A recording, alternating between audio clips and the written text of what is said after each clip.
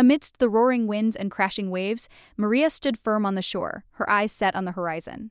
As a marine biologist, she knew the hurricane's wrath could devastate the fragile coastal ecosystems she loved.